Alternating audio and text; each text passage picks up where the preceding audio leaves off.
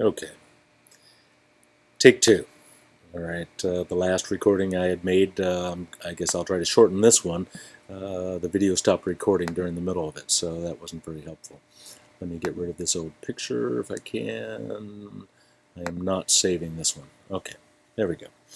I've got a screen recording going on and a movie recording going on, so sometimes that makes some difficulties. I just wanted to say that I've commented on everybody's Wikis 5 and 6 that were submitted this week. Just about everybody weighed in. Always gratified with the work that you're doing, and I wanted to point out underneath our exemplars page some really quite wonderful examples of the work that's being done.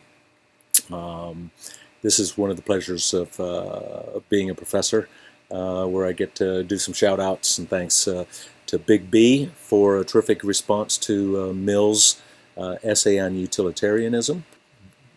Just a wonderful essay and very inspiring. So if you're looking for some inspiration, read Big B's essay on Mills.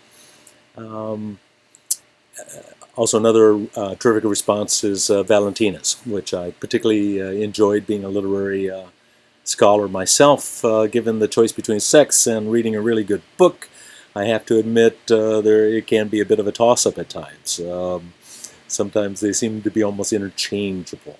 Please read the essay. She goes on to extend that this argument of Mills is making, if you follow this argument through, that it really does have these very idealistic and perhaps unrealistic expectations of what humans are actually capable of doing. As many of you noted in your responses to Mills. Under Wikis5 exemplars, I wanted to also ask you to take a look at those, especially if you haven't come to a sort of a firm understanding of what you want to do your research project on. There's some great examples. Big B has a very nice discussion about the hospitality industry and some issues involving codes of conduct and standards. Jack from Watson University, one of our affiliated programs, has used Eric Glustrom's Entrepreneurial Code of Ethics, which I think also offers a really promising opportunity for ethics issues in education. So thank you, Jack. Let's see, Michael, who I've also mentioned, Jarrett, who is also involved in the study of law enforcement. I think Michael has been in service himself, but he gives a great example of the Code of Ethics from the Palm Beach County Sheriff's Office. One of the great pleasures I've had in teaching this course was the opportunity to work with a number of law enforcement personnel who I've learned so much from about the real consequences of approaching ethical issues within institutional guidelines and frameworks, and particularly from a societal point of view.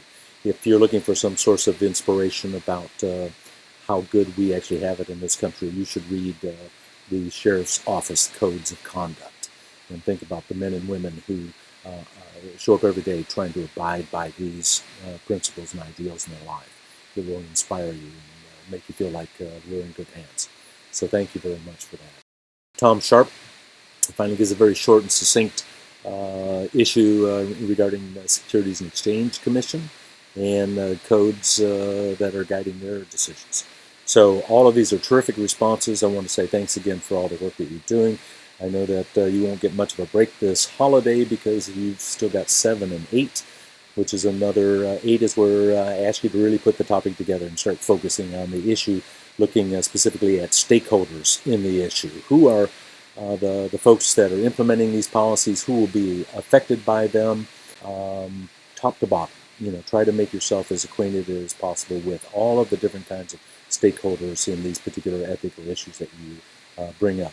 Your research may focus on just a limited number of those, but certainly as you look at the ethical frameworks that are actually involved in these principles and the formation of these principles and then the practice of these principles, you'll find that these issues are both larger and smaller the more you research them. So thanks again, everyone. Have a great holiday break, and I look forward to seeing you next week.